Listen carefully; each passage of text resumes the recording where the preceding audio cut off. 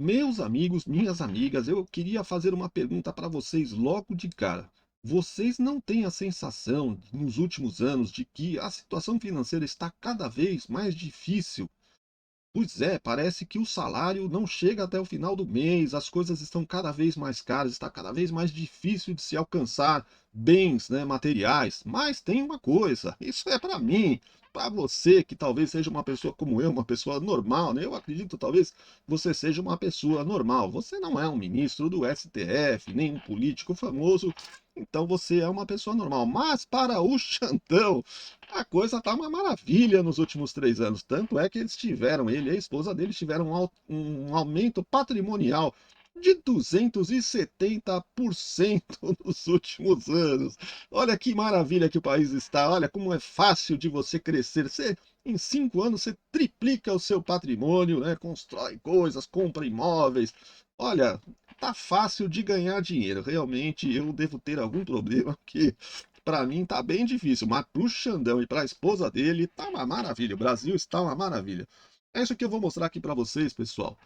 O Alexandre de Moraes aí está sendo detonado novamente pela imprensa, porque eles tiveram, né, está sendo exposto, né, novamente aí na imprensa por conta desse aumento patrimonial exorbitante e inexplicável, dado aí os seus ganhos, né, as suas retiradas ali. Se justificaria pelo escritório de advocacia da Viviane Barsi, mas a gente sabe que o contrato que proporcionou todo esse aumento de bens aí é um contrato meio esquisito, né, com o Banco Master, então realmente há certas controvérsias nesse aumento patrimonial do Alexandre de Moraes e de sua esposa. Além disso, pessoal, nós vamos ver também aí, eu tenho dois cortes aqui, a reportagem falando sobre isso, depois o pessoal da UOL lá descendo a lenha no Xandão, e também tenho a Malu Gaspar aqui mostrando que o Alcolumbre tá barrando todas as reformas aí do Lula. O Alcolumbre não quer saber de mais nada. Ele tá querendo que o mundo acabe em barranco, ele tá querendo esperar as eleições para fazer qualquer coisa. Ele tá enrolando, empurrando com a barriga, né? Chutando tudo para frente porque ele não está querendo mais responsabilidade de nada, né? Acho que a coisa está complicada pro lado dele e tem esse escândalo do Banco Master no qual ele também parece que tem envolvimento, né? Então ele não quer CPMI de jeito nenhum, a coisa está complicada lá pro lado dele e ele está jogando tudo para frente. E com isso a situação do governo fica mais difícil e é isso que a Malu Gaspar vai explicar para a gente aí durante este vídeo, pessoal. Então fica até o final porque esse conteúdo tá sensacional e vocês vão adorar, beleza? É isso aí, vamos assistir aqui, pessoal. Só não esquece de deixar um like, se inscrever no canal e acionar o sininho das notificações, tá bom?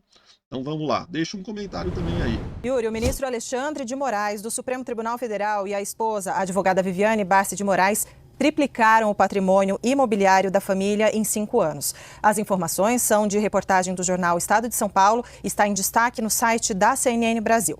O levantamento foi feito com base em contratos registrados em cartórios de São Paulo, Minas Gerais e Distrito Federal. Só entre 2021 e 2025, o levantamento aponta que o casal teria comprado, à vista, imóveis no valor de 23 milhões e 400 mil reais.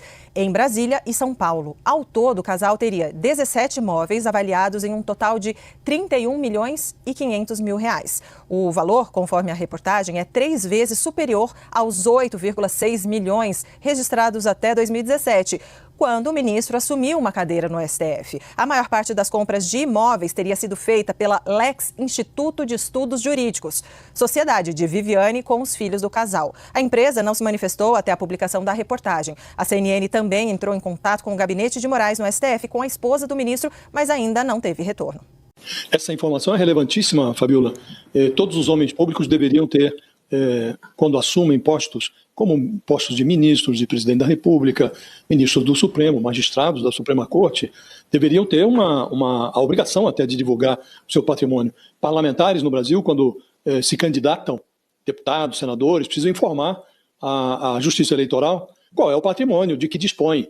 Isso é uma regra básica para verificar se a pessoa, durante o exercício do mandato, não vai se locupletar, não vai se aproveitar do mandato para enriquecer. O mesmo raciocínio deveria se aplicar a autoridades que fazem do exercício de uma função pública o seu objetivo de vida.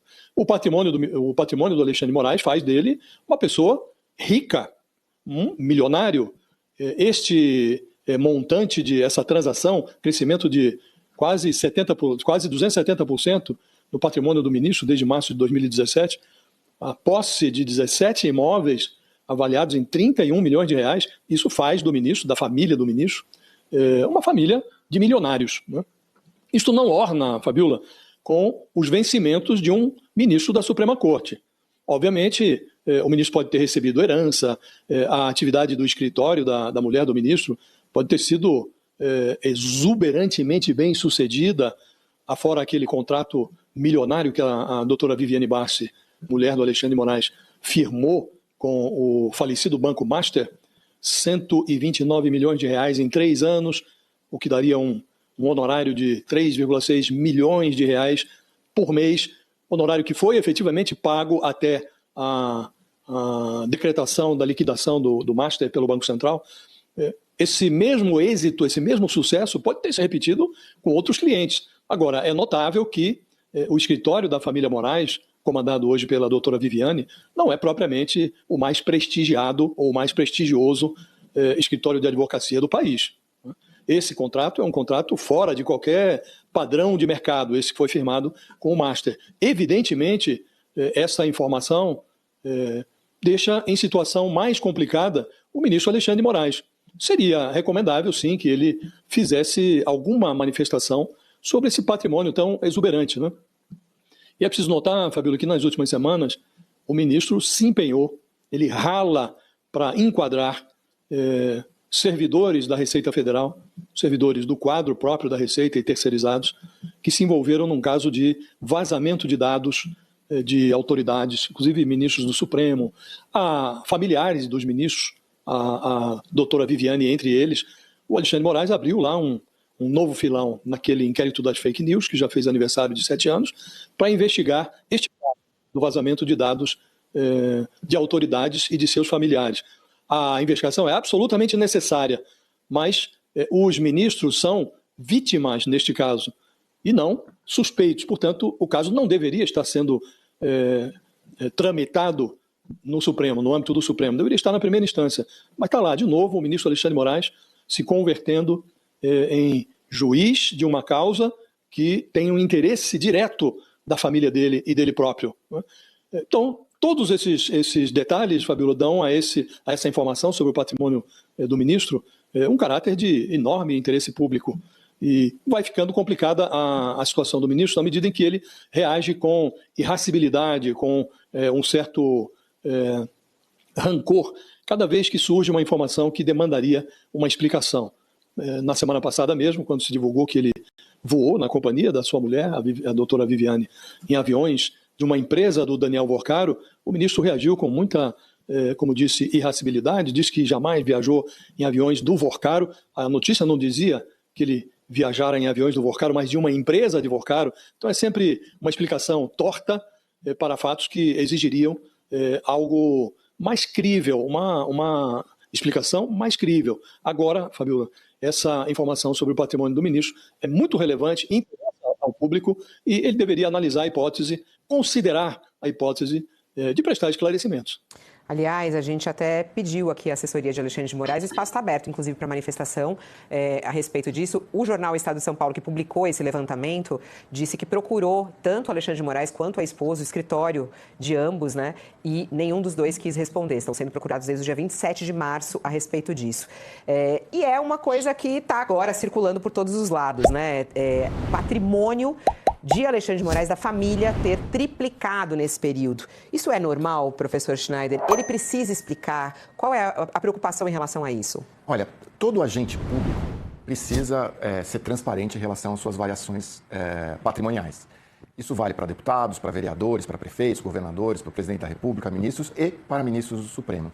Então, mais do que a gente especular em relação a essa variação do patrimônio, eu acho que o ideal é que a gente peça a transparência, não só do ministro Alexandre, mas dos demais ministros que de alguma forma estão ligados a esse caso, que é o caso do Banco Master, né? Então, eu acho que é obrigatório, né? Isso faz parte quando você assume uma função pública, você já sabe que você vai ser escrutinado em uma série de questões, inclusive sobre sua variação patrimonial. Isso. Há umas 2 semanas eu conversando com senadores que tinham ido lá procurar o Alcolumbre para tentar destravar a prorrogação da CPI do INSS, a instalação da CPI do Master, todas essas questões que precisam de avaliação no Congresso. Disse que o Alcolumbre olhou, o cara perguntou, né, o senador perguntou como é que ele ia fazer, porque estava chato isso, não chama sessão presencial, não abre sessão do Congresso, não deixa as comissões funcionarem. Aí disse que ele só respondeu assim, por mim o Congresso ficava em recesso branco até as eleições. Ele tá dando end em geral, né, Malu? Por ele, não acontece mais nada. Vamos só esperar as eleições e depois a gente vê. Esse é o ânimo do Davi Alcolumbre. E é por isso que essas coisas não andam no Congresso, né? Assim, a PEC da segurança pública é um tema que divide, mesmo sendo prioridade para todo mundo, e mesmo tendo esse relatório saído da Câmara, né? Ainda tem gente que acha que tem que mudar. Essas outras medidas que a gente está vendo aqui, eu acho que o que tem chance, porque impacta diretamente a vida da população, é o Desenrola 2, porque você tem uma questão concreta, que é uma alta muito preocupante no endividamento da população, e o governo precisa dar uma resposta. E aí, isso sim é uma proposta que tem um apelo eleitoral. Mas, MP da tabela do frete pode ser, mas eu não vejo o Congresso se movimentando tanto, né? Até agora a desculpa do Alcolumbre, inclusive, era essa. Nós não podemos fazer sessão no Congresso, porque vai atrapalhar os políticos que estão negociando as suas trocas de partido. Sendo que muitas dessas trocas são negociadas em Brasília, porque os presidentes de partido estão em Brasília. Quer dizer, não tem nada a ver com nada, mas essa era a desculpa. Agora vai ser formação de chapa, eleição. Acho que ele vai fazer o mínimo possível, operação padrão no Congresso Nacional. E aí, nesse caso, eu apostaria nesses 2 temas. A PEC da segurança pública está muito precisa, né? Tem uma pressão, tem um apelo, até mesmo a oposição quer que passe algumas coisas. Então, é possível que passe. Agora, essas outras, eu não vejo a questão dos trabalhadores de aplicativo. Quantos anos nós estamos desde o início da campanha? Na campanha municipal também isso foi muito discutido. E a verdade é que não existe consenso sobre nada. O governo não tem uma proposta clara que tem apelo nesse público, pode até virar um tiro no pé, né? E no caso, o presidente Lula está claramente buscando coisas boas para dizer na eleição, né? A gente até falou ontem sobre o Ministério da Segurança Pública. Zero chance, já que nós estamos falando em bolsa de aposta aqui, aposto zero nesse bolão negócio. não vai ter, né? A Malu hoje não está em cima do muro? Não, nada. Mas eu não sou muito de ficar em cima do muro, né? Malu sempre foi no lado. Eu sou meio opinativa. Ô, Lins, Yuri, Aí, pessoal, vocês viram a Malu Gaspar dizendo a dificuldade, né, que o governo está tendo, né, porque em pleno ano eleitoral ele ainda está por aprovar vários projetos aí que ele gostaria de aprovar para ver se melhorava a situação dele para a eleição, porque você vê, como ela falou, aí o governo está atrás de coisas para falar durante a eleição como sendo realizações do governo, ou seja, ele não realizou nada e agora na última hora está querendo arrumar alguma coisa para mostrar na eleição, porque esse governo foi um fiasco total e absoluto, né? Fora o estrago que eles fizeram na economia, o país está quebrado. Nós conseguimos aí ganhar o título de o terceiro país mais endividado da América do Sul. Ficamos atrás só da Venezuela e da Bolívia, né? Só a Bolívia e Venezuela estão mais endividados do que o Brasil, proporcionalmente ao PIB, né? É lógico que isso é uma dívida proporcional ao PIB, é o tamanho do país, né? Então nós somos o terceiro país da América Latina mais endividado, né, que todos. Então, você vê que até a Argentina, que estava numa situação extremamente difícil por conta do governo de esquerda que esteve por lá por bastante tempo e deixou o país completamente quebrado e destruído financeiramente, o presidente já conseguiu levantar, né, já conseguiu melhorar a situação do país através das medidas que foram tomadas lá, né, medidas que são mais favorecem o crescimento do país, né? Diminuiu a pobreza na Argentina, e aqui no Brasil a coisa só piora, só piora, só piora. Por quê? Porque temos um governo de esquerda no poder, com pessoas completamente retrógradas, uma filosofia, uma ideologia completamente ultrapassada. Economicamente falando, eles são um desastre, né? Provavelmente o Fernando Haddad vai ficar conhecido pelo resto da história como o pior ministro da economia que o Brasil já teve. Esse que é a questão, né? Nós tivemos aí um ministro da economia que não manja nada, não sabe nada e simplesmente acabou com a economia do país, né? Por isso que a gente sente tanta dificuldade, né? O salário não chega ao final do mês, o dinheiro não dá para sobreviver, as coisas estão extremamente difíceis, né? E pro Lula tá tudo bem, pro Lula, pro Xandão, para esse povo tá tudo bem, né? Porque o dinheiro deles vem de outra forma, né? Vocês sabem como é que vem o dinheiro lá. O Lula e a Janja, eles têm o cartão corporativo lá, que eles vão passando o cartão, não querem nem saber. E o Lula decretou sigilo absoluto no cartão dele e da Janja. Ninguém sabe no que eles estão gastando. Sabe-se que é recorde de gastos, né? Recordes e mais recordes de gasto com o cartão do Lula. É uma vergonha, né, pessoal? É uma vergonha. Esse governo é vergonhoso. Nós estamos indo para trás. Olha, nós estamos retrocedendo. Em 4 anos aí vai ser um retrocesso gigantesco. Vão ter que penar para recuperar por conta do estrago que esse governo fez, né? Mas é isso aí. Se você gostou do vídeo, deixe o seu like, se inscreva no canal, acione o sininho das notificações e deixe o seu comentário. O que você está achando de tudo isso? Será que o Xandão vai ter que dar explicações, né? Como é que ele aumentou em quase 300%? É um salário de um ministro do STF, é em torno de menos de 50 mil reais por mês, né? Como é que o cara aumentou tanto assim o patrimônio dele em tão pouco tempo, né? Olha, o cara é um fenômeno. É que nem o filho do Lula, que o Lula falou que o Lulinha era um fenômeno, né, empresarial, né? Deixa seu like, se inscreve no canal e deixa o seu comentário. Um grande abraço, fiquem com Deus e até o próximo vídeo.